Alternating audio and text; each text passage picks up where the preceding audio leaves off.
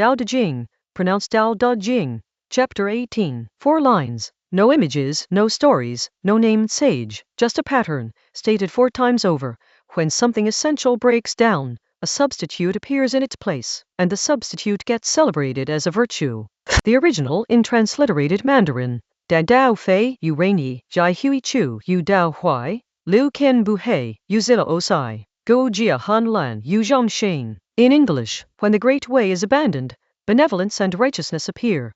When cleverness and knowledge emerge, great deception follows. When the 6 family relations fall out of harmony, filial love and parental care are extolled. When the state sinks into chaos, loyal ministers are praised. The structure is the same. 4 times, something breaks, and something else rises to fill the gap, and that something else gets named, celebrated, held up as a value. Start with the first line. Rainy, benevolence and righteousness are not villains in this story. They were the central virtues of Confucian thought, the moral pillars of civilized life. Laozi isn't saying they're worthless. He's saying something more precise. You only need a word for righteousness when people are regularly acting wrongly. The vocabulary of virtue tracks the shape of a wound. Think of any institution that starts posting its values on the wall. We believe in honesty. We believe in respect. The moment those words go up, they're signaling something. Not that honesty and respect are present, but that someone in that building needed a reminder. The poster is diagnostic, not descriptive. The second line is more pointed. Jai Hui, cleverness, knowledge, sophisticated intelligence that knows it's sophisticated.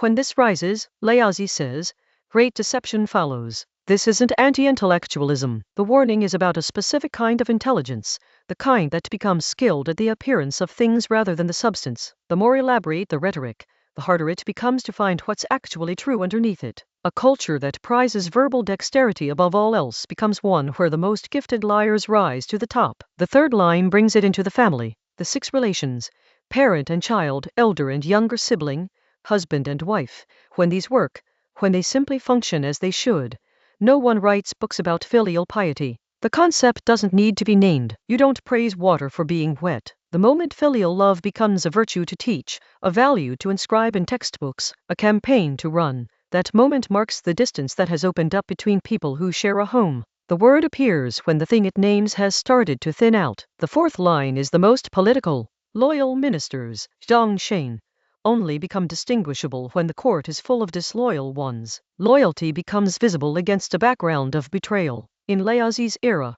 the ministers who were celebrated as paragons of loyalty were celebrated precisely because the situations they navigated were desperate, compromised, often corrupt. Their virtue was legible only because everything around them was not virtuous. In a state that functions well, you wouldn't be able to point to the loyal ones, because everyone would simply be doing their work. What's underneath all 4 lines is this.